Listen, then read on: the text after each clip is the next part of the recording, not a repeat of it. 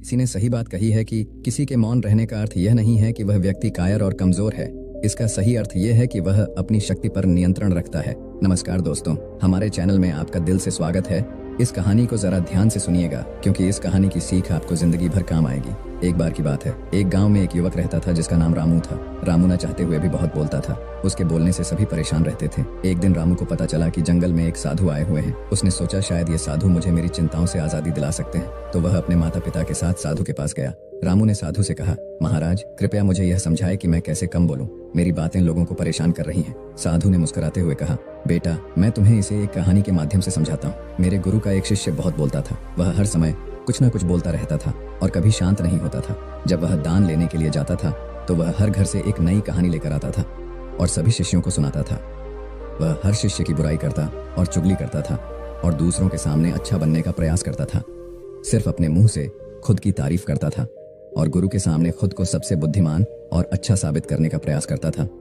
वह खुद को सभी शिष्यों से अलग और श्रेष्ठ मानता था। उसका कहना था कि मैं एक अमीर घर का बालक हूँ। अगर मैं चाहता तो एक आरामदायक और सुविधाओं से भरा जीवन जी सकता था, लेकिन मैं वह सब छोड़कर यहाँ आ गया क्योंकि मुझे खोज करना है, खुद को जानना है, जीवन को जानना है।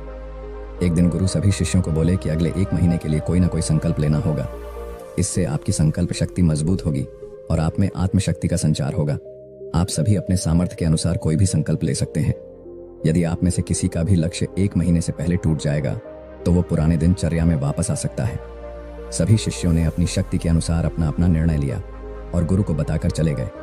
लेकिन वह शिष्य जो खुद को अलग दिखाना चाहता था, सीधे गुरु की कुटिया में पहुंच गया और कहा कि मुझे कुछ कठिन संकल्प दीजिए।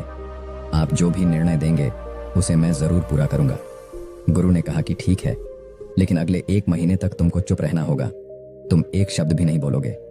शिष्य ने कहा कि यह भी कोई संकल्प है, मेरे को इससे भी ज्यादा कठिन संकल्प दीजिए। गुरु ने कहा, पहले तुम ये करके दिखाओ। शिष्य ने गुरु की बात मान ली और वह उसी समय चुप हो गया और पलटकर कुटिया से बाहर चला गया। उसे चुप रहना बहुत आसान लग रहा था। उसने एक दिन तो जैसे तैसे चुप रहकर काट लिया, लेकिन दूसरे दिन से उसके मन में न बोलने से अजीब लगने लगा और तीसरे दिन उसे भारीपन महसूस होने लगा और चौथे दिन उसके अंदर एक अजीब सी बेचैनी होने लगी, क्योंकि आसपास आश्रम के सभी शिष्य एक दूसरे से बातें कर रहे थे। वह भी अपना पक्ष उनके सामने रखना चाहता था, लेकिन उसका संकल्प उसके सामने आ रहा था। इसीलिए वह पूरे दिन सिर्फ आंखें बनाता। इसी तरीके से कुछ दिन और भी थे और वह शिष्य बीमार गया। उसका सिर फटा जा रहा था। उसका खाने पीने तक का मन नहीं था। वह सिर्फ बोलना चाहता था। वह अपने गुरु के पास गया और उनके सामने लिखकर कहा कि मैं बोलना चाहता हूँ, मैं अंदर ही अंदर पागल हुए जा रहा हूँ। इसकर गुरु ने मुस्कुराया और कहा कि जो अपने संकल्प को पूरा करता है वह अपनी आंतरिक शक्ति को बढ़ाता है, और जो अपनी आंतरिक शक्ति को बढ़ाता है वह समाज में आगे बढ़ता है। संकल्प का लेना भी तुम्हारे हाथ में था और इसे तोड़ना भी तुम्हारे हाथ में है। तुम्हारे बहुत से भाई अपने संकल्प को तोड़कर अपनी पुरानी दिनचर्या पर वापस आ चुके हैं। अगर तुमसे नहीं हो पा रहा तो तुम भी संकल्प तोड़ अपनी पुरानी दिनचर्या पर वापस जा सकते हो। लेकिन याद रहे, अगर आज तुम इस छोटे से संकल्प को नहीं संभाल पा रहे हो तो तुम अपनी बाकी की पूरी जिंदगी को कैसे संभाल पाओगे? बाकी तुम जानो, फैसला तुम्हारे हाथों में है। गुरु की यह बात उस शिष्य के दिल में चोट कर गई। वह बिना कुछ बोले वहां से वापस चला गया और खुद को कुटिया में बंद कर लिया। वह केवल अपने जरूरी कामों के लिए ही कुटिया से बाहर निकलता। बाकी सारे समय कुटिया के अंदर ही बैठा रहता। 15 दिन बीत चुके थे और आश्रम के लगभग सभी शिष्यों का संकल्प अब तक टूट चुका था, लेकिन उसका संकल्प अभी भी जारी था। संकल्प लेने के बाद से अब तक उसने एक शब्द भी नहीं बोला। सारा आश्रम हैरान था। 15 दिन बीतने के बाद वह दोबारा अपने गुरु के पास गया और लिखकर बताया कि गुरुदेव, मैं बाहर से तो चुप हूँ, लेकिन मेरे भीतर बहुत सी आवाजें हैं, बहुत सी चीख पुकार और शिकायतें हैं। मैं अंदर ही अंदर बात करता रहता हूँ। मेरा मन हर तरह के प्रश्न पूछता है। मैं बाहर से जितना शांत, भीतर से उतना ही शोर शराबे से भरा हुआ। क्या इस तरह से मेरा संकल्प अभी भी जारी है? गुरु ने, हाँ, तुम्हारा संकल्प अभी भी जारी है, लेकिन जब तक लोगों की यह आवाजें तुम्हारे कानों में आ रही है तब तुम्हारा मन बोलता रहेगा, क्योंकि इसे तो आदत है। तुम भले ही बाहर से चुप रहो, लेकिन तुम अंदर ही अंदर बोलते रहोगे।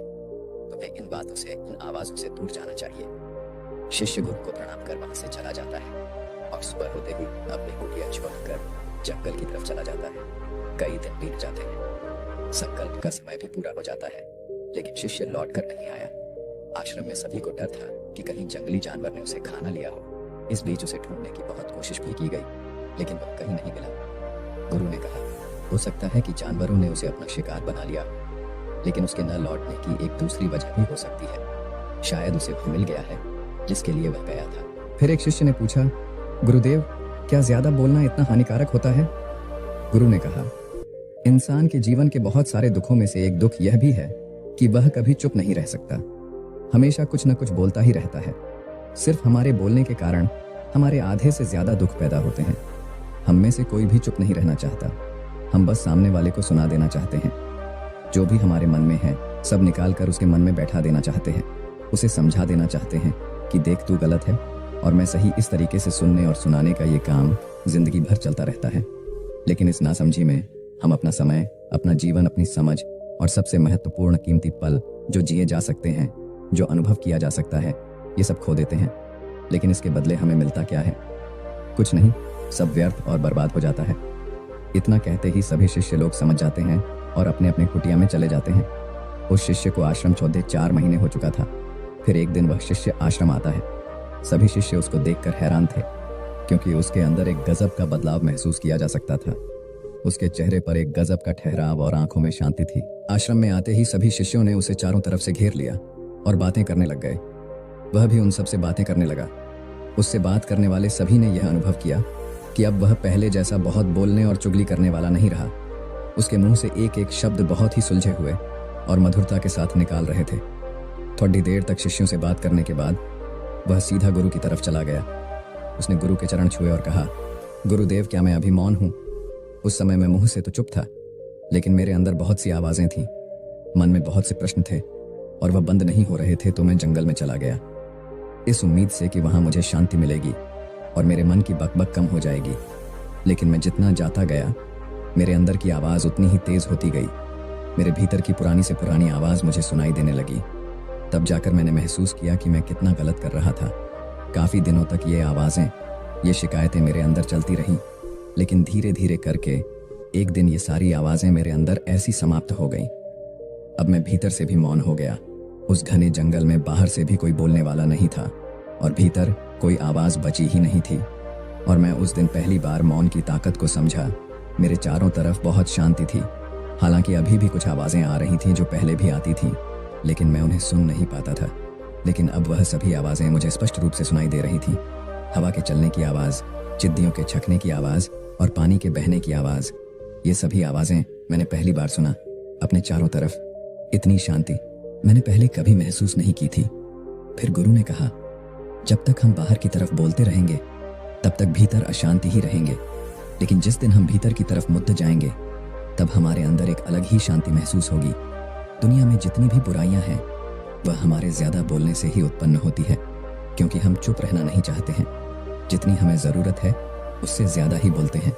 सामने वाला क्या कह रहा है यह हम नहीं सुनना चाहते, बल्कि उसकी बोलती बंद कर देने के लिए उसे समझा देना चाहते हैं कि मैं कौन हूं, मैं क्या कर सकता हूं, मेरे पास कितना धन है। गुरु कहते हैं कि जो लोग किसी को सुनने की बजाय सिर्फ अपना सुनाने में रहते हैं, ऐसे लोगों का जीवन दुखों से भर जाता है। लोग सोचते हैं कि अगर हम चुप रहेंगे तो आगे वाला हमको मंद बुद्धि समझेगा। आपको समझना चाहिए कि असल में सभी लड़ाइयों का कारण हमारा बोलना ही है। इसलिए हमें सिर्फ उतना ही बोलना चाहिए जितना जरूरी हो, क्योंकि व्यर्थ का बोलना ऊर्जा को नष्ट करना है और यह बोलना ही हमें कभी अपने भीतर की ओर लौटने नहीं देता। इसलिए अगर आप आज से ही बोलना कम कर दें और अंदर की आवाज को सुनना चालू कर दें, तो आप देखेंगे कि आपकी सोचने, समझने और याद रखने की शक्ति बढ़ गई। दोस्तों, उम्मीद करता हूं कि आप सबको ये कहानी पसंद आई होगी। इस वीडियो को अपने दोस्तों के साथ अवश्य